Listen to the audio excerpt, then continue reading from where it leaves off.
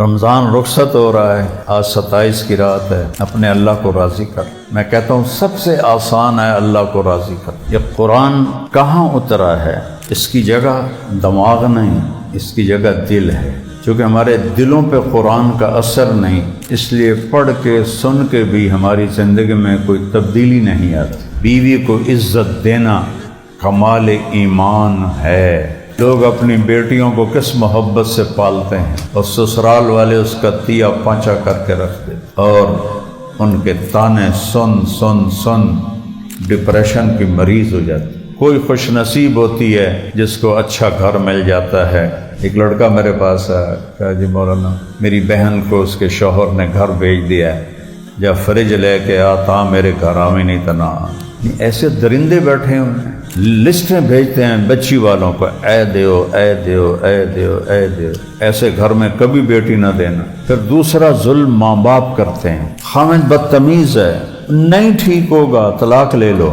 ساس سسر بدتمیز ہیں، نہیں بدلیں گے طلاق لے لو۔ کیوں اپنے جگر جان کو برباد کرتے ہو؟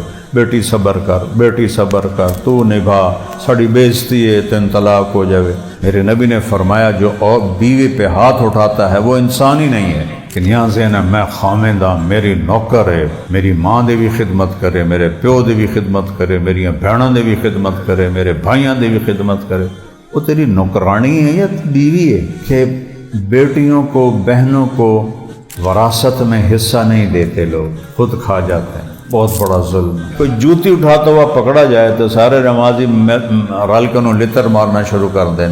جس نے اپنی بہن کی جائیداد ہڑپ کر لی، اس کمبخت سے بڑا بھی کوئی چور ہو سکتا ہے؟ اللہ نے اس بچی کا حق رکھا ہے باپ کی جائیداد میں، ماں کی جائیداد میں، اور بھائی سارا کھا جاتا ہے، حرام ہو جاتا ہے سارا رزق۔ میرے نبی نے فرمایا 4 کام کر لو، دنیا بھی تمہاری آخرت۔ صدق و حدیث، ہمیشہ سچ بولنا، جھوٹ نہ بول۔ اللہ نے جھوٹوں پہ لعنت کی ہے۔ نمبر 2، ہمیشہ دیانتداری سے کام کرنا، 2 نمبری نہ کرنا، دھوکہ نہ دینا۔ تیسرا، اپنے اخلاق اچھے رکھنا، کسی کو دکھ نہ دینا، تکلیف نہ دینا۔ اور چوتھی بات فرمائی عفت فی طعمۃ، رزق حلال کمایا کرو۔ اور کیا خوشخبری سنائی، جو صبح سے شام تک رزق حلال کماتا ہے اس کے اس دن کے سارے گناہ معاف ہو جاتے۔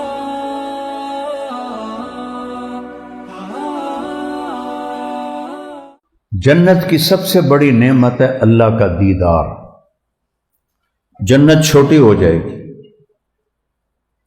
جب اپنے جنات عدن یدخلونہا ومن صلح من آبائہم وازواجہم وذریاتہم والملائکۃ یدخلون علیہم من کل باب سلام علیکم بما صبرتم فنعم عقبی الدار۔ یہ میں نے کسی اور جگہ سے پڑھی آیت کہ اللہ ان کو نیک لوگوں کو جنت میں داخل کرے گا، ساتھ ماں باپ، ساتھ بیوی، ساتھ بچے، ساتھ اگلی نسل بھی، اور سب کو ٹھکانوں پہ بٹھا کر فرشتوں سے کہے گا جاؤ انہیں سلام کرو۔ تو چاروں طرف سے فرشتے آئیں گے، سلام علیکم سلام علیکم سلام علیکم۔ وہ کہیں گے یار تو اسی فرشتے ہو کہ سانو کیوں سلام کر رہے ہو؟ وہ کہیں گے بما صبرتم، جو فیصلہ آباد میں صبر کیا تھا نا، آج اس کے بدلے میں آپ کے رب نے کہا ہے کہ ہم آپ کو سلام کریں۔ تو وہ لاکھوں کروڑوں فرشتے سلام کریں گے۔ اے نہیں آج گارڈ آف آنر ہو رہے تھے، کل فائدے پھندے تے چڑھے ہوئے، یہ سلام نہیں، صحیح سلام۔ تو وہ اتنے خوش ہوں گے، فرشتے سلام کر لیں، فرشتے سلام کر۔ ایک دم میرے رب کے عرش کے پردے اٹھیں گے اور اللہ اپنا دیدار کرا کے سامنے آئے گا، وہ کہے گا سلام قولا من رب الرحیم، میرے بندو تمہارا اب رب بھی تمہیں سلام پیش کرتا ہے۔ تو 30ویں پارے میں نا ایک جگہ اللہ نے بڑا خوبصورت بیان کیا ہے جنت کی نعمتوں کا، ان للمتقین مفازا، بہت بڑی کامیابی ہے تقوی والوں کی، حدائق و اعنابا، عالی شان باغات ہیں، انگوروں کے گچھے ہیں، وقواعب اترابا، ایسی تعریف حور کی پورے قرآن میں نہیں ہے جو یہاں تعریف کی ہے، اور پھر وہ نعمت بیان کی ہے جو پورے قرآن میں نہیں۔ جنت کی سب سے بڑی نعمت ہے اللہ کا دیدار، اللہ سے گفتگو۔ اللہ تعالیٰ میدان مزید میں سارے جنتیوں کو اکٹھا کرے گا اور وہاں پر مجلس لگائے گا۔ ایمان والے مرد اور عورتیں تو یہاں ہوں گے، حوریں محلوں میں ہوں گی، وہ یہاں نہیں ہوں گی، وہ اپنے محلوں میں اللہ کو دیکھیں گے۔ ابھی تک کسی نے اللہ کو نہیں دیکھا سوائے ہمارے نبی کے، تو اللہ فرمائیں گے میرے مہمان آئے ہیں، میرا وفد آیا ہے، کھانا کھلاؤ۔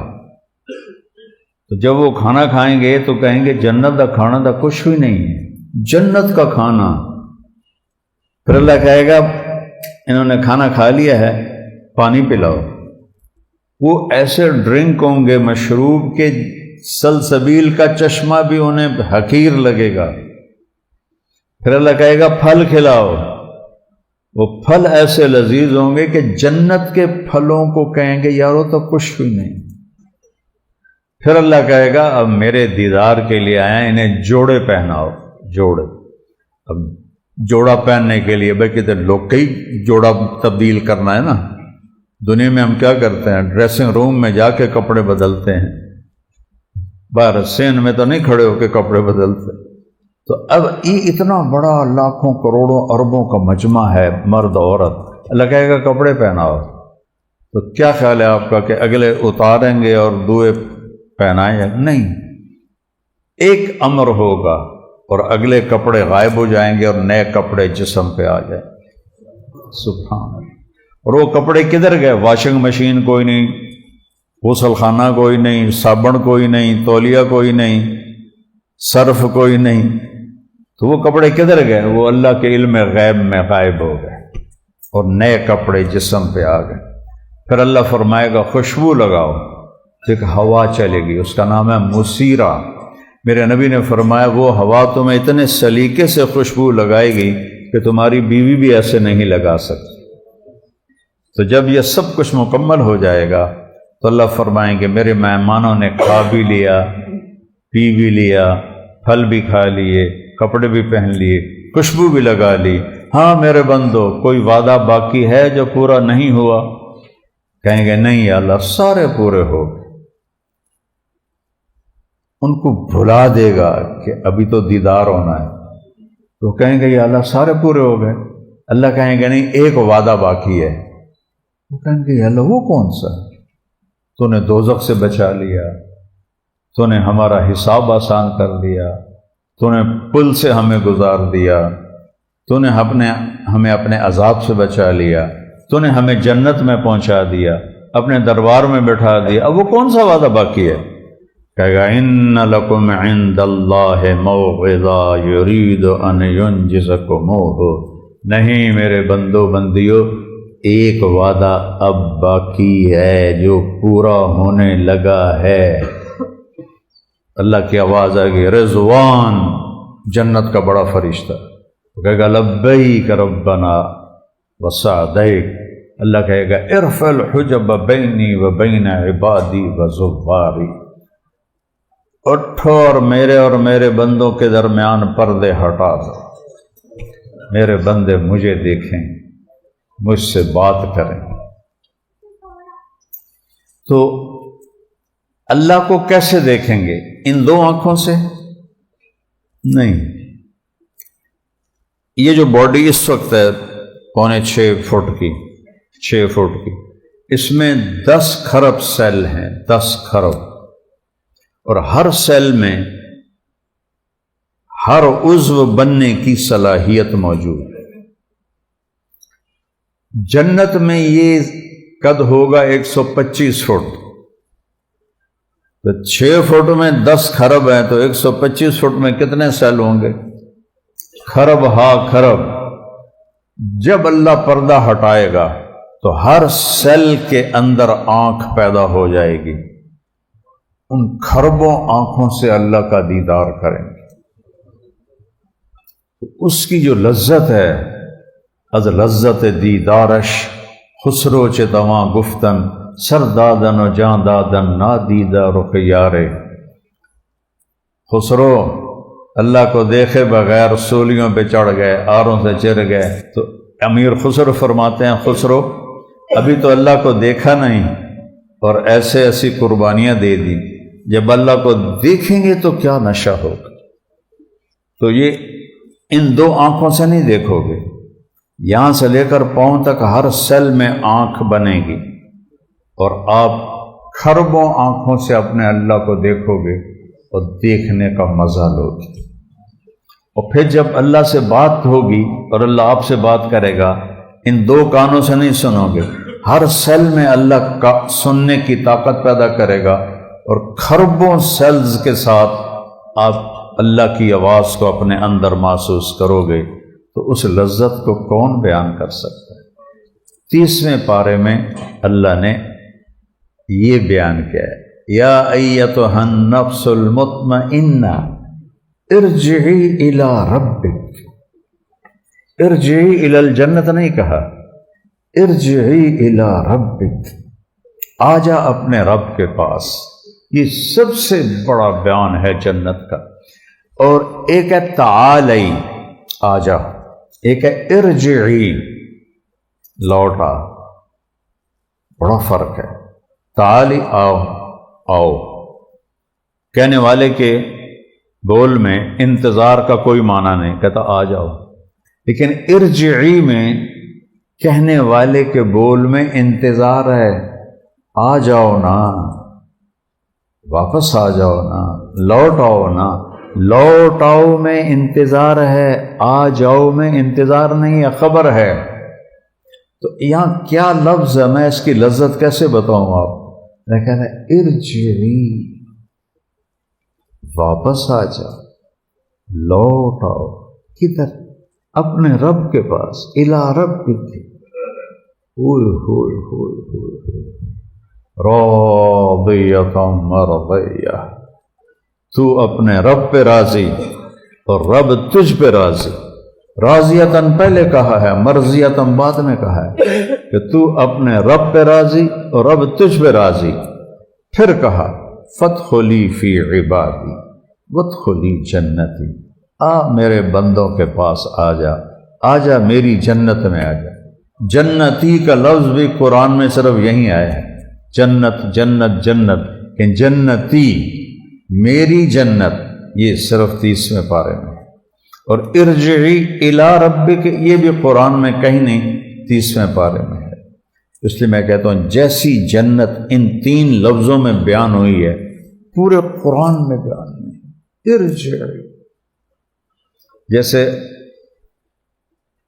آپ کا دوست کہیں گیا ہوا ہو، آپ فون پر کہتے ہیں کب آؤ گے؟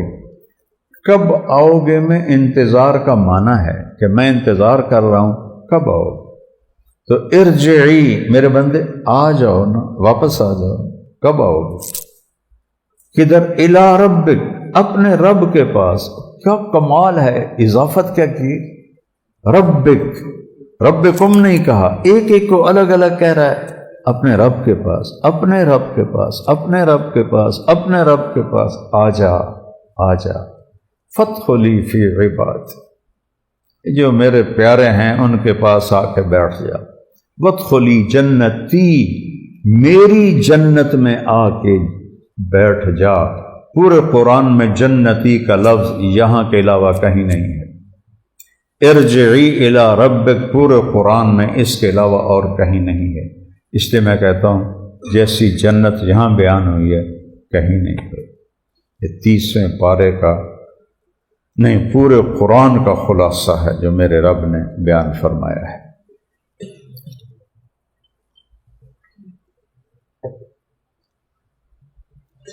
تو میرے عزیزوں، میرے بھائیوں، رمضان رخصت ہو رہا ہے، تو ان 2-3 راتوں میں اپنے اللہ کو راضی کر۔ میں کہتا ہوں سب سے آسان ہے اللہ کو راضی کر۔ آسمان تک گناہوں کو پہنچا دے اور آدھی زبان سے کہہ دے یا اللہ معافی، تو اللہ کہتا جاؤ معاف کر دے۔ ایسا رب کہیں دیکھا ہے؟ تو بھائیو، ان بچوں سے بھی کہتا ہوں، اپنے آپ کو بھی کہتا ہوں، سارے دوستوں سے کہتا ہوں، اپنے اللہ سے صلح کر لیں، اپنے اللہ کو منا لیں کہ زندگی کے معراج ہی یہ ہے کہ اللہ راضی ہو جائے، اور جب ہم دنیا سے جا رہے ہوں تو اللہ یہ کہہ رہا ہو ارجعی الی ربک راضیۃ مرضیہ فادخلی فی عبادی وادخلی جنت۔ اور کوئی مشکل نہیں ہے، آپ اندازہ لگاؤ چھوٹی سی زندگی کے لیے کتنا تھکتے ہیں ہم لوگ، چند سالوں کی ضرورت کے لیے کتنے پاپڑ بیلتے ہیں، اور جنت جیسی دولت، اللہ کی رضا جیسی دولت، یہ دیکھو میں تمہیں مثال دیتا ہوں، اس کو دیکھنا۔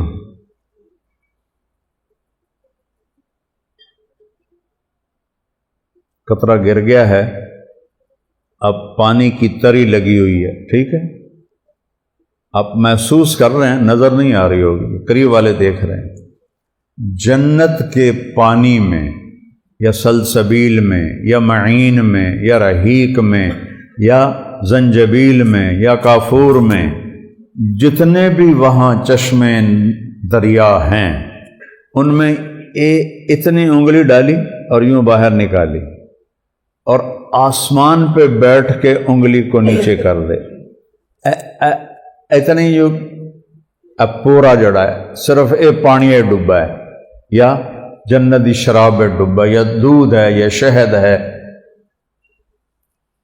آسمان پہ بیٹھ کے یوں کر دے تو پورے 7 بر اعظم میں خوشبو پھیل جائے گی۔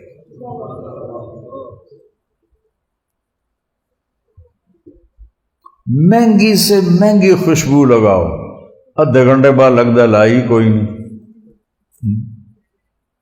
ناک جو ہے وہ ناک کے جو سینسر ہیں وہ اس کے عادی ہو جاتے ہیں تو پتہ ہی نہیں دیتا، دوسروں کو پتہ لگتا ہے کہ اس نے خوشبو لگائی، اپنے آپ کو پتہ ہی نہیں لگتا۔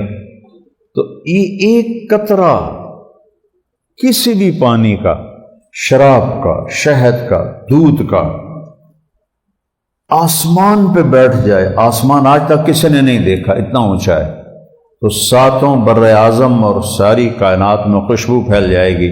تو اللہ نے کیا گھر بنایا ہے، کیسا بنایا ہے۔ اور جنت الفردوس والے وہ خوش قسمت ہیں جن کو اللہ صبح بھی دیدار کرائے گا، شام بھی دیدار کرائے گا۔ باقی جنتیوں کو جمعہ جمعہ ہوگا، ہر جمعے، لیکن جنت الفردوس والے صبح بھی شام۔ اور میرے نبی نے فرمایا اللہ سارے جنتیوں کو دیدار عام کرائے گا اور ابو بکر صدیق کو دیدار خاص کرائے گا۔ کیا مان جڑیا۔ تو چلو بھائی، اللہ ہمیں بھی جنت الفردوس کے کسی کھوڑ چھوڑے بڑھا دے، کم از کم صبح و شام اللہ کا دیدار تو کریں، چونکہ اس کے سامنے تو جنت بھی کچھ نہیں ہے۔ کیا کرنا ہے؟ 5 نمازیں قضا ہو گئی، بعد میں پڑھ کے اس کی حاضری لگوا دو، ناراضگی ختم۔ سال کے بعد 30 روزے جو یوں گزر جاتے ہیں، سال کے روزے 30، زکوٰۃ 2.5%، بنی اسرائیل کی زکوٰۃ 10% تھی، 100 میں 10 روپے، ہماری 100 میں 2.5 روپے۔ ان کی زکوٰۃ غریبوں کو نہیں دی جاتی تھی، پہاڑ پہ رکھی جاتی تھی، آگ آ کے جلا دیتی تھی، غریبوں کو اپنے اصل مال سے دو۔ ہماری زکوٰۃ غریبوں کو دی جاتی ہے، ان کا بھی کام بنتا ہے۔ 2.5%، 2.5% کیا چیز ہے؟ اور وہ مالداروں پر ہے، ہر ایک پر نہیں ہے۔ حج مالدار پر ہے، غریب پر نہیں ہے۔ پیچھے رہ گئے صرف 2 کام، 5 نمازیں، 30 روزے۔ اور روزے میں بھی معافی ہے، بیمار ہے تو بعد میں رکھ لے، مسافر ہے تو بعد میں رکھ لے، اگر معافی نہیں ہے تو وہ نماز ہے، نماز میں کوئی معافی نہیں ہے۔ ہاتھ جوڑ کر نماز نہ چھوڑو۔ اگر 1446 ہجری 1400 ساڑھے 1400 سال میں کسی کو نماز معاف ہوتی تو میرے نبی کے نواسے امام حسین علیہ السلام کو کربلا میں معاف ہوتی۔ میں قربان جاؤں اہل بیت پر کہ اتنی خوفناک حالت، ایسی کیفیت کے لحاظ سے ایسی جنگ کبھی نہ ہوئی نہ ہوگی جس میں 17 آل رسول ذبح ہوں۔ 17 آل رسول، کیا بدبخت لوگ تھے جنہوں نے نبی کی نسل کو ذبح کر دیا، اور پھر کم بختوں پہ جہاں ان کی ہڈیاں ہیں وہاں بھی اللہ ان پر آگ جلا کے رکھے کہ نامرادوں نے گردنیں کاٹ دی، نیزوں پہ چڑھا دی، کوفے لے جا رہے ہیں، پھر شام لے جا رہے ہیں، وہ بغیر تو عزت سے دفن تو کر دیتے۔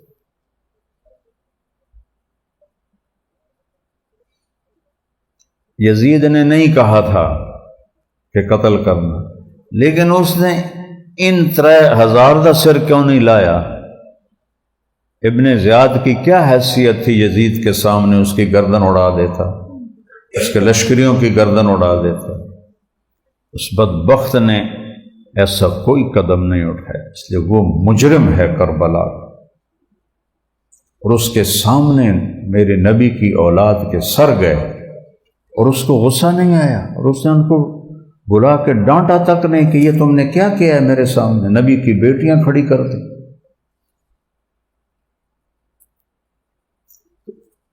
ایسی خوفناک حالت میں امام حسین نے نماز نہیں چھوڑی، تو انہوں معافی مل سکتی؟ دسو نہ چھڑ، نماز نہ چھڑ۔ اس کے بعد ایک حدیث سناتا ہوں، دنیا و آخرت بن جائے۔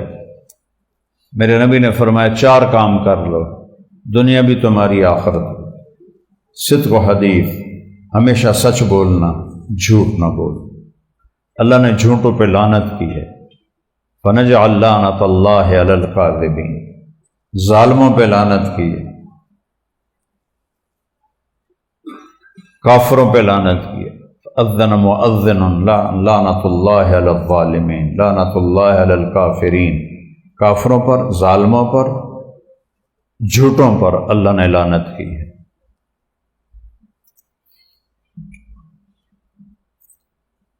تو میرے نبی نے فرمایا سچ بولنا، جھوٹ نہ بولنا۔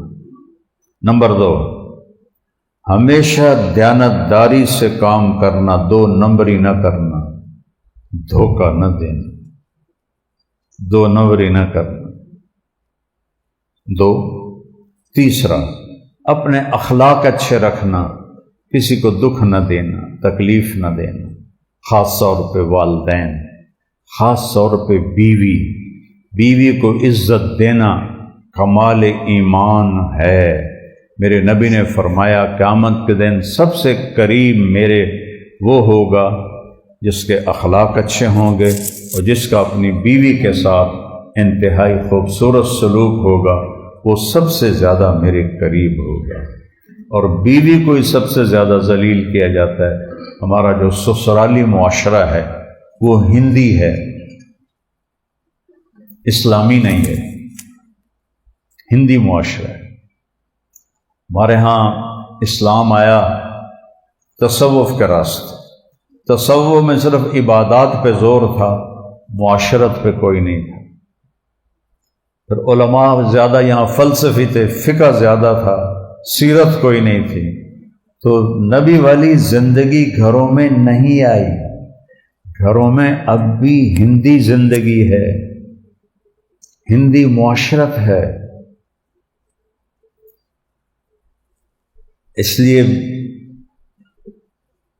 لوگ اپنی بیٹیوں کو کس محبت سے پالتے ہیں، اور سسرال والے اس کا تیا پانچا کر کے رکھ دیتے۔ کوئی خوش نصیب ہوتی ہے جس کو اچھا گھر مل جاتا ہے کہ خامند بھی محبت کرتا ہے، ساس بھی، سسر بھی محبت کرتے ہیں، ورنہ وہ ان کے تیروں کا شکار رہتی ہے اور ان کے تانے سن سن سن ڈپریشن کی مریض ہو جاتی ہے۔ کہیں اس کا الٹ بھی ہوتا ہے کہ لڑکی اتنی بدتمیز ہوتی ہے کہ گھر کو جلا دیتی ہے۔ یہ کیس ہیں لیکن تھوڑے ہیں، زیادہ کیس ہیں کہ سسرالی معاشرہ بہت ظالم، بہت ظالم، آنے والی کی عزت کوئی نہیں۔ جو بیٹی دے دے یار، پیچھے کچھ رہ گئے۔ ایک لڑکا میرے پاس آیا، کہا جی مولانا میری بہن کو اس کے شوہر نے گھر بھیج دیا ہے، جب فریج لے کے آتا میرے گھر آویں نہیں تنا۔ میں کہا پتر میں تنہیں لے دینا فریج، پر میرا دل لے آئے کہ وہ فریج میں اس نامراد دے سر چ مارا کہ انہوں پتہ لگے کہ کسی دی بیٹی دی کی قدر ہوندی۔ ایسے درندے بیٹھے ہیں، لسٹیں بھیجتے ہیں بچی والوں کو، اے دیو اے دیو اے دیو اے دیو۔ ایسے گھر میں کبھی بیٹی نہ دینا۔ پھر دوسرا ظلم ماں باپ کرتے ہیں، خامد بدتمیز ہے، نہیں ٹھیک ہوگا طلاق لے لو۔ ساس سسر بدتمیز ہیں، نہیں بدلیں گے طلاق لے لو۔ کیوں اپنے جگر جان کو برباد کرتے ہو؟ بیٹی صبر کر، بیٹی صبر کر، تو نبھا، ساڑی بےزتی ہے، تین طلاق ہو جاوے۔ اور اللہ کے بندو، جس کو تم نے جنا ہے وہ ذبح ہو رہی ہے، تم اپنی ناک بنا رہے ہو کہ ساڑی بےزتی ہے، 1000 دفعہ بےزتی ہو۔ اپنی بچی کو بچاؤ، اپنی بہن کو بچاؤ، اپنی بیٹی کو بچاؤ۔ میرے نبی نے فرمایا جو بیوی پہ ہاتھ اٹھاتا ہے وہ انسان ہی نہیں ہے۔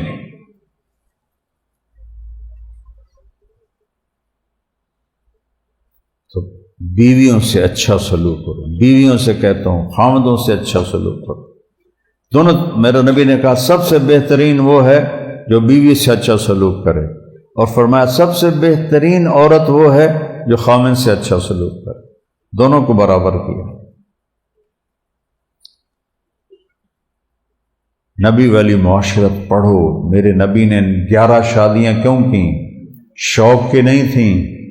شوق کی ہوتی تو 25 سال کی عمر میں 40 سال کی بیوہ سے کوئی شادی کرے گا؟ یہ میرے شاگرد بیٹھے ہوئے ہیں، ان کے ماں پہ وہ پکڑ لیں، چلا 40 سال دی بیوہ شادی کر، انشاءاللہ ایسی دوڑ لاوے گا کہ ساری زندگی ماں پہ انہوں شکل ہی نہیں دکھاوے۔ اور میرے نبی نے 40 سال کی 2 دفعہ بیوہ ہوئیں، ان سے شادی کی، اور 25 سال ان کے ساتھ گزار لیے۔ جب 50 سال کی عمر ہوئی تو پھر 10 شادیاں کی۔ فرمایا میں نے جہاں شادی کی اللہ نے کہا میں نے شادی کی، میں نے خود نہیں کی، اللہ نے کہا۔ کیوں؟ زندگی سمجھانے کے لیے، زندگی سمجھانے کے لیے۔ ام عائشہ چھوٹی عمر کی تھی، آپ ان کے پاس کھانے پر بیٹھتے، نوالا ان کے منہ میں ڈالتے محبت کی وجہ۔ ایک نوجوان میرے پاس آیا، کہا جی میری بیوی سے بڑی لڑائی ہوتی ہے، مجھے کوئی تعویذ دو کہ وہ سیدھی ہو جائے۔ میں کہتا ہوں میں سچی دسا، بیوی تے کوئی تعویذ اثر نہیں کرتا۔ باہیں تو شیخ عبد القادر جیلانی کو بھی تعویذ لے آویں نا، بیوی تے کوئی تعویذ اثر نہیں کرتا۔ کہنے لگا پھر کیا کروں؟ میں کہا وہ کرو جو میرے نبی نے کیا۔ کہا کیا کیا؟ میں نے کہا جب بھی کھانے پر بیٹھو 2-3 نوالے اس کے منہ میں خود ڈال دیا کر۔ کہا اس سے کیا ہوگا؟ میں کہا وہ مڑ تو ویکھی کی ہوئے گا۔ کچھ 8-10 دن گزر گئے، اس کا فون آیا ویسے ہی حال پوچھنے، مجھے اپنی بات یاد آ گئی۔ میں نے کہا وہ میری بات پہ عمل کیا تھا؟ آندھا جی نہیں کوئی نہیں۔ میں کہا کیوں؟ کہ شرم آندی۔ میں کہا لڑدیں شرم نہیں آندی؟ عورت بیچاری کمزور، اس سے لڑنا بھی کوئی مردانگی ہے؟ شرم کی بات تو یہ ہے کہ تم ایک کمزور سے لڑتے۔ میں کہا چل دوپہر کا وقت ہے، اسے لقمہ کھلا پھر مجھے فون کر۔ تو عصر سے پہلے اس کا فون آیا کہ مولانا صاحب کمال ہو گیا۔ میں کہا کیا ہوا؟ کہ میں نے ایسے جو نوالا اس کے منہ میں ڈالا تو اس کا منہ ایسے ہو گیا، وہ چباونا بھول گئی، اب کہنے لگی اے تو آپ تو کر نہیں سکتا، تینوں کہیں پٹی پڑھائی؟ تو وہ کہنے لگا مجھے مولانا طارق جمیل نے پڑھائی۔ تو کہا اس نے ایسے اپنی چولی اٹھا لی اور دینے لگی مجھے دعائیں، میرے بچوں کو، میرے گھر کو۔ دو بول محبت کے آپ لوگوں کا دل خرید سکتے، ایک مسکراہٹ سے آپ لوگوں کے دل خرید سکتے، لیکن یہاں ذہن ہے میں خامندہ، میری نوکر ہے، میری ماں دے بھی خدمت کرے، میرے پیو دے بھی خدمت کرے، میری بہنوں دے بھی خدمت کرے، میرے بھائیاں دے بھی خدمت کرے۔ وہ تیری نوکرانی ہے یا بیوی ہے؟ اس کے ذمہ ہی نہیں۔ میں ممبر رسول پہ بیٹھا ہوں، بیوی کے ذمے میرے ماں باپ کی خدمت نہیں ہے، میری بہنوں بھائیوں کی خدمت نہیں ہے، صرف اپنے خامد کے لیے وہ آئی ہے۔ اس سے تو ہماری اولادیں ڈپریشن کا شکار ہو کے پیدا ہو رہی ہیں، تو آنے والی لڑکی پر اتنا پریشر ڈالتے ہیں تو ڈپریشن کا شکار ہو جاتی ہے، اور اندر پلنے والا جو بچہ ہے وہ بھی ڈپریشن زدہ پیدا ہوتا ہے۔ تو سچ بولو نمبر 1، کسی کو دھوکہ نہ دو نمبر 2، کسی کی دل آزاری نہ کرو، اس کو میں نے تھوڑا تفصیل سے بیان کیا ہے کہ کسی کے ساتھ بدتمیزی نہ کرو، اور چونکہ بیویوں کو بہت حق تلفی ہوتی ہے۔ اور ایک دوسری چیز کہ بیٹیوں کو، بہنوں کو وراثت میں حصہ نہیں دیتے، لوگ خود کھا جاتے ہیں، بہت بڑا ظلم ہے۔ کوئی چوری کرتا، کوئی جوتی اٹھاتا ہوا پکڑا جائے تو سارے نمازی رل کے انہوں لتر مارنا شروع کر دیں۔ جس نے اپنی بہن کی جائیداد ہڑپ کر لی، اس کمبخت سے بڑا بھی کوئی چور ہو سکتا ہے؟ کہ ایک پیٹ سے نکلے ہوئی بہن، ایک چھاتی کا دودھ پینے والے بہن بھائی، اللہ نے اس بچی کا حق رکھا ہے باپ کی جائیداد میں، ماں کی جائیداد میں، اور بھائی سارا کھا جاتا، حرام ہو جاتا ہے سارا رزق۔ اپنی بیٹیوں کو جائیداد نام کر کے مرو، نہیں تو تمہارے بیٹے نہیں دیں گے۔ پورا پاکستان پھر کے بتا رہا ہوں، کسی صوبے میں بیٹیوں کو دینے کا کوئی رواج نہیں، چاہے کوئی دیندار ہے، چاہے کوئی داڑھی والا ہے، چاہے کوئی بڑا صوفی بزرگ ہے، چاہے کوئی تبلیغی ہے، چاہے جو بھی اس کے ساتھ لیبل لگا ہوا ہے، بہنوں کو کوئی حصہ نہیں دیتے۔ دیا کرو، اللہ نے حصہ رکھا ہے۔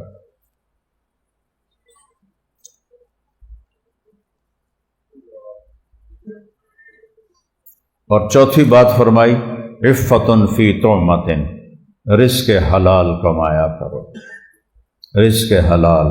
اور کیا خوشخبری سنائی، جو صبح سے شام تک رزق حلال کماتا ہے اس کے اس دن کے سارے گناہ معاف ہو جاتے ہیں۔ کیا کمال ہے، جو صبح سے شام تک رزق حلال کماتا ہے اس کے اس دن کے سارے گناہ معاف ہو جاتے ہیں۔ یہ 4 کام ہو، 5 نمازیں، 30 روزے، زکوٰۃ فرض ہے تو وہ، حج فرض ہے تو وہ، اس کے بعد 4 کام، سچ بولنا ہے، جھوٹ نہیں، دیانتداری سے معاملہ کرنا ہے، دھوکہ نہیں، 2 نمبری نہیں، اخلاق اچھے رکھنے ہیں، کسی کو ذلیل نہیں کرنا، گالیاں دینا، ذلیل کرنا، یہ انسانیت نہیں۔ چوتھا رزق حلال کمانا ہے، تو اتنی بڑی آخرت جنت بن جائے گی۔ اور پھر اس میں اتنی گنجائش ہے، یہ ہو جاوے 19-20 کوئی غلطی ہو جائے تو اللہ کہتا آ کے توبہ کر، میں معاف کر دوں. شرک معاف کر دیتا تو یہ تو چھوٹی چیز ہے. تو سارے بھائی اس کے ارادے کرو. اور آپ مختلف جگہوں سے آئے ہو، یہاں اسماعیل مسجد تبلیغی مرکز ہے، وہاں جایا کرو جمعرات کو، اور مہینے میں صرف 3 دن تبلیغ میں لگا لیا کرو، صرف 3 دن. آپ کی زندگی آہستہ آہستہ آہستہ آہستہ ادھر سے ادھر ہو جائے گی، پوری زندگی بدل جائے گی. 3 دن لگے گا.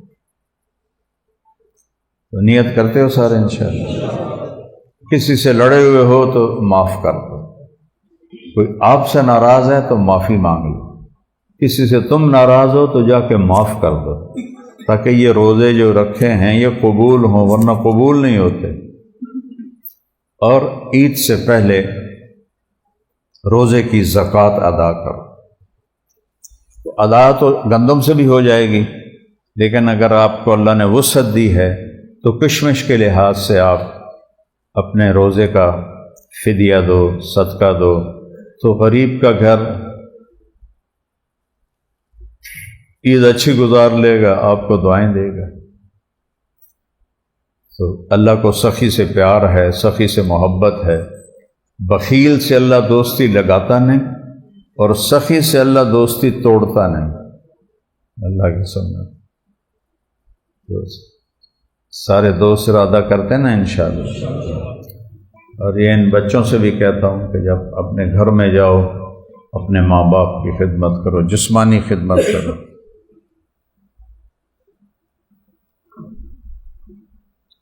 میرے والد ناراض تھے نا جب میں میڈیکل چھوڑا اور میں نے کہا میں مولوی بنوں گا. تو 1971 کی بات ہے. تو اس وقت تو مولوی بننا ایک گالی تھا، اور خاص طور پر جو ہم لوکل ذمہ دار ہیں جن کو جانگلی لوگ کہتے ہیں، ہم جانگلی کلچر کے ذمہ دار ہیں. تو ہمارے ہاں تکبر اور منہ چھونچی رکھنا یہ ایک فخر کی بات تھی. تو وہ میرے باپ ہضم نہ کر سکے کہ مولوی بنے گا، میرا بیٹا مولوی بنے گا. کہاں میں لاہور، اتنا سا تھا مجھے لاہور بھیج دیا. 11 سال میری عمر تھی جب مجھے لاہور پڑھنے بھیج دیا کہ ڈاکٹر بننا، ڈاکٹر. اللہ نے میرا ہاتھ پکڑا، آج آپ کے سامنے بیٹھا ہوں. کتنی بڑی میری خوش قسمتی ہے. میرا چھوٹا بھائی ڈاکٹر ہے. تو میرے والد نے مجھے کہا میرے گھروں نکل جا، جب تو مولوی بننا تو میرے گھروں نکل جا. 2 بار آخیا نکل جا نکل. میں راونڈ چلا گیا، وہاں جا کے داخل ہو گیا. تو میں نے کیسے راضی کیا اپنے باپ کو؟ خدمت سے. میں جب گھر آتا تھا تو پھر مجھے نکالا نہیں ہو، باپ والی شفقت بھی تھی نا. تو نوکر آتے تھے رات کو دبانے کے لیے، تو میں ان سب کو بھگا دیتا، اور میں اکیلا اپنے باپ کی جسمانی خدمت کرتا. ان کے پورا بدن دباتا، کمر دباتا، سر میں تیل لگاتا. اس ایک عمل نے میرے باپ کو آہستہ آہستہ آہستہ آہستہ بالکل موم کر دی. اور اللہ ان کے درجے بلند کرے. پھر عمر کے آخری حصے میں، کوئی عمر زیادہ نہیں تھی، 68 سال کی عمر میں ہارٹ اٹیک سے فوت ہو گئے.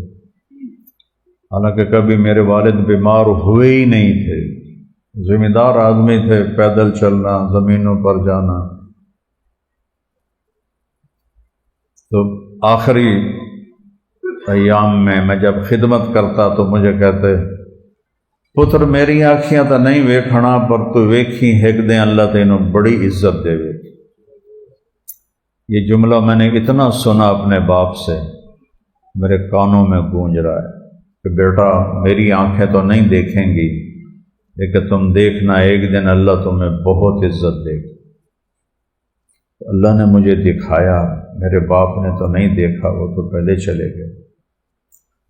خدمت، ان بچوں سے کہہ رہا ہوں اپنے والدین کی جسمانی خدمت کرو.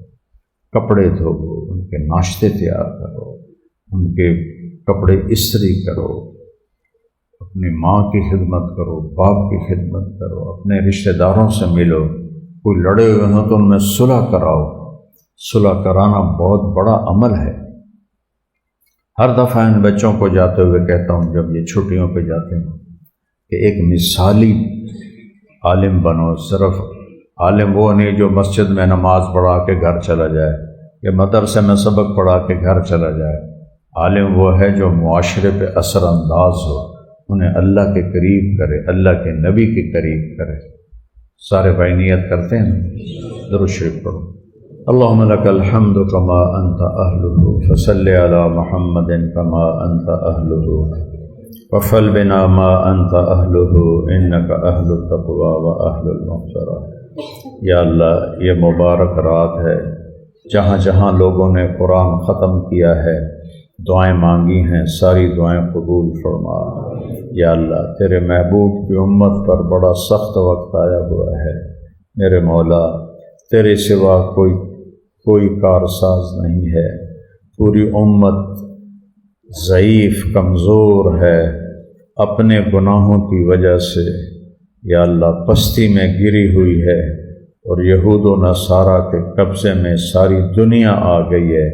ہم تیری بارگاہ میں اس مبارک رات میں فریاد کرتے ہیں، پوری دنیا کو یہود و نصارہ کے ظلم سے نجات عطا فرما، ان کی غلامی سے نجات عطا فرما۔ 57 ملک ہیں میرے مولا، لیکن اتنے کمزور ہیں کہ کسی میں طاقت نہیں کہ سر اٹھا کے باطل کے سامنے کھڑا ہو سکے یا بات کر سکے۔ تو نے ہمارے ایرانی بھائیوں کو ہمت دی، حوصلہ دیا، اور وہ انتہائی کمزور ہو کر باطل کی سب سے بڑی طاقت کے آگے سینہ سپر ہو گئے۔ یا اللہ، ان کی مدد فرما، ان کی مدد فرما، ان کی مدد فرما، ان کو فتح نصیب فرما۔ یا اللہ، بدر والے فرشتے اتار دے، یا اللہ غیب سے اپنی تائید اتار دے، باطل کی اسکیموں کو ناکام کر دے، باطل کی اسکیموں کو فیل کر دے، ان کے اسلحہ کو کند کر دے، ان کی طاقت کو توڑ دے، پاش پاش کر دے۔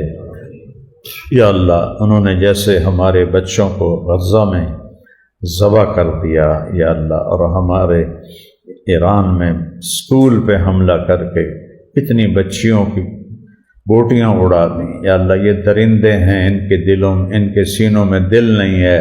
یا اللہ، ہمارے ان بچوں کو، ہمارے شہدائے غزہ کو، شہدائے ایران کو جنت الفردوس عطا فرما۔ اور یہ یہود و نصارہ جو خدائی کا دعویٰ کر رہے ہیں اور کہتے ہیں ہم سب کچھ ہیں، یہ فرعون بنے ہوئے ہیں، انا ربکم الاعلیٰ کی صدا لگا رہے ہیں، جیسے تو نے فرعون کو اس کے لشکروں سمیت پکڑ کے سمندر میں ڈبویا۔ یا اللہ، ان فرعونوں کو بھی سمندروں کی نظر کر دے، ان کے اسلحہ کو کند کر دے، ان کے جہازوں کو کند کر دے، ان کی طاقت کو یا اللہ ریت کی دیوار بنا دے، اور ان کو اپنے مکر و فریب سمیت سمندر کی مچھلیوں کی ان کے جسموں کو غذا بنا دے، ان کا روگ یا اللہ پوری دنیا کے انسانوں سے نکال دے، ان کو یا اللہ سر نگوں کر دے، اور یا اللہ سارے اسلامی ملکوں کو ہمت عطا فرما، حوصلہ عطا فرما۔ جو بھی حکمران ہیں انہیں ایمانی طاقت دے، ایمانی قوت دے، اور باطل کے سامنے سر اٹھا کے چلنے کی توفیق دے۔ جیسے یا اللہ تو نے ہمارے ایرانی بھائیوں کو ہمت دی کہ بالکل چڑیا اور شہباز کا مقابلہ، لیکن تو نے کرم فرمایا ابھی تک، اور باطل کو تو نے ذلیل کیا ہے، اور اہل ایمان کو تو نے عزت بخشی ہے۔ اس کو زیادہ فرما، اس کو زیادہ فرما، اور قدم قدم پر یا اللہ ان کی حفاظت فرما، ان کے چھوٹے ہتھیاروں کو بڑے ہتھیار کی طرح کام کرنے والا بنا دے، ان کی ہر اسکیم کو کامیاب فرما، باطل کی ہر اسکیم کو ذلیل و خوار فرما، ان کی دعائیں قبول فرما، ہماری دعائیں ان کے حق میں قبول فرما۔ یا اللہ، اپنے حبیب کی امت کو بحر و بر پہ حکمرانی نصیب فرما، اور 300 سال سے باطل فرعون بنا ہوا ہے، اور جہاں چاہتا ہے تیرے محبوب کی امت کو ذبح کرنے لگ دیتا ہے، گاجر مولی کی طرح کاٹنے لگ جاتا ہے۔ یا اللہ، ہم معصوم بچے کی طرح رونے کے سوا کچھ کرنے کے قابل نہیں۔ ہمارے حکمران بھی یا اللہ ایک کمزور ملکوں کی طاقت کے حکمران ہیں۔ یا اللہ، ہم تجھ سے مدد مانگتے ہیں، تو جبریل کو اتار دے، بدر کے فرشتے اتار دے، اپنی غیبی مدد اتار دے۔ یا اللہ، جیسے تو نے صحابہ کی مدد فرمائی اور آسمان سے فرشتے اتارے اور ان کو ہر جگہ کامیابی دی، آج جو باطل اور حق میں ٹکراؤ ہو رہا ہے، اور یا اللہ باطل کو اپنے اسلحہ پر بڑا ناز ہے، اپنی طاقت پر بڑا ناز ہے۔ یا اللہ، ہمارے مسلمان بھائیوں کو تجھ پر ناز ہے، تیرے اوپر توکل ہے۔ یا اللہ، تو ہمارا بن جا اور اپنی مدد کو اتار دے، اپنی مدد کو اتار دے، اپنی مدد کو اتار دے۔ ہمارے گناہوں کو نہ دیکھ، ہماری نافرمانیوں کو نہ دیکھ، ہمیں معاف فرما دے، ہم سے درگزر فرما دے، اور اپنی غیبی مدد کو شامل حال فرما دے، اور ہم سب سے تو راضی ہو جا۔ جو شہید ہو گئے انہیں جنت الفردوس عطا فرما، جو مقابلے میں کھڑے ہیں ان کے ساتھ غیبی تائید نازل فرما۔ اور یا اللہ، جتنے بھی فحاشی عیاشی کے اڈے ہیں انہیں تباہ و برباد فرما، جتنے بھی یا اللہ شراب کے اڈے، جوئے کے اڈے، یا اللہ ان سب کو تباہ و برباد فرما۔ جتنے اجرتی قاتل ہیں جو چند ہزار پر انسان کا خون کر دیتے ہیں، ان کو زندہ نہ رکھ یا اللہ، انہیں بے دردی سے دنیا سے اٹھا کے تباہ و برباد فرما۔ ہمارے ملک میں امن قائم فرما، ہماری سرحدوں کی حفاظت فرما، ہمارے لشکر کی حفاظت فرما، ہمارے محکموں کی حفاظت فرما، ہمارے صوبوں کی حفاظت فرما، ہماری دھرتی کی حفاظت فرما۔ یا اللہ، مہنگائی کا عذاب ہے، اپنے رحم اپنے حبیب کے طفیل مہنگائی کو ختم فرما، چیزوں کو سستا فرما، چیزوں کو سستا فرما، راہوں کو پرامن فرما، صوبوں میں امن قائم فرما، بلوچستان میں، سرحد میں، پنجاب میں، سندھ میں یا اللہ امن ہی امن قائم فرما۔ یا اللہ، جتنے اہل ایمان ہے مر کے تیرے پاس آ گئے ان کی قبروں کو روشن فرما، ان کو معاف فرما۔ یا اللہ، جب ہمارے جانے کا وقت آئے تو ایمان پہ خاتمہ نصیب فرما۔ یا اللہ، جو بیمار ہیں ہسپتالوں میں ہیں یا گھروں میں انہیں صحت عطا فرما، اور یا اللہ جن کے لیے موت مقرر ہو گئی ہے تو انہیں ایمان پہ خاتمہ نصیب فرما۔ یا اللہ، ہمیں چلتے پھرتے اٹھا، ہمیں ہسپتالوں کی موت سے بچا، ہمیں آپریشنوں کی موت سے بچا، ہمیں موذی بیماریوں کی موت سے بچا، ہمیں سہولت والی زندگی دے اور سہولت والا بلاوا دے، اور جنت الفردوس ہمارا ٹھکانہ دے۔ یا اللہ، ہمارے بازاروں میں برکت اتار دے، ہمارے بازاروں سے جھوٹ نکال دے، سود نکال دے، بے ایمانی دو نمبری نکال دے، سچے تاجر بنا، سچائی والے تاجر بنا۔ ہماری زمینوں میں، کھیتوں میں برکت دے، ہماری فصلوں میں برکت دے۔ یا اللہ، میں بارشیں وقت پہ عطا فرما، میں موسم کی بارشوں سے بچا، وقت پہ بارشیں عطا فرما۔ ہمارے دریاؤں کو زندہ فرما، ان کو پانیوں سے بھر دے، وہ یا اللہ خشکی سے بچا، سیلابوں سے بھی بچا اور خشکی سے بھی بچا۔ اپنے رحم و کرم کی بارشیں ہمیں عطا فرما، ہماری زمینوں کو زرخیز فرما، ہمارے شہروں میں، دیہاتوں میں امن کی فضا قائم فرما۔ جتنے آپس میں لڑائیاں، قتل و غارت کی دشمنیاں چل رہی ہیں، سب کو دوستی میں تبدیل فرما، سب کو دوستی میں تبدیل فرما۔ اور جو ایسے عادی مجرم ہیں جو توبہ نہیں کرنے والے تیرے علم میں، تو ان کو صفحہ ہستی سے مٹا دے، وہ جہاں بھی ہیں یا اللہ ان کے گرد گھیرا تنگ کر دے اور انہیں صفحہ ہستی سے مٹا دے۔ ان سارے بھائیوں کو قبول فرما، جو اندر بیٹھے ہیں، جو باہر کھڑے ہیں، سب کے دلوں میں جو فریادیں مچل رہی ہیں، اپنے کرم سے ان فریادوں کو پورا فرما، اپنے غیب سے پورا فرما، اپنے غیب سے ہر خیر عطا فرما۔ یہ ہمارے بچے جو گھروں کو جا رہے ہیں ان کی حفاظت فرما، ہمارے مدارس کی حفاظت فرما، ہماری خانقاہوں کی، ہمارے تبلیغی مراکز کی یا اللہ حفاظت فرما، اور یا اللہ ہمارے اساتذہ کی، ہماری معلمات کی حفاظت فرما۔ یا اللہ ہم سب سے راضی ہو جا، ان سب سے راضی ہو جا۔ جب جانے کا وقت آئے تو ہم پہ راضی ہو، ہم تجھ پہ راضی ہوں۔ ہمیں ان لوگوں میں شمار فرما جو صبح بھی تیرا دیدار کریں گے اور شام بھی تیرا دیدار کریں گے۔ ربنا آتنا فی الدنیا حسنۃ وفی الآخرۃ حسنۃ وقنا عذاب النار۔ یا اللہ ہمارے مدرسے میں جو خادم ہیں، جو خادمات ہیں، جو دفتری کاموں میں ہیں، جو کچن کے کاموں میں ہیں، جو صفائی کے کاموں میں ہیں، جس کام میں بھی ہیں، ان کو ان کی نسلوں کو شاد فرما، آباد فرما، نہال فرما، راضی ہو جا، راضی ہو جا، ہم سب سے راضی ہو جا، ان سارے بھائیوں سے راضی ہو جا، ان کے گھروں میں رحمتیں برکتیں اتار دے۔ کوئی مقروض ہے تو قرضہ ادا کروا دے، کوئی بیمار ہے تو شفا عطا فرما دے، کوئی تنگ دست ہے تو تنگی دور فرما دے، کسی کی بچے بچیاں جوان ہیں تو ان کے نیک رشتے مقدر فرما دے، ان کے نیک رشتے مقدر فرما دے۔ یا اللہ جو بے روزگار ہیں ان کو روزگار عطا فرما دے، رزق حلال روزگار عطا فرما دے۔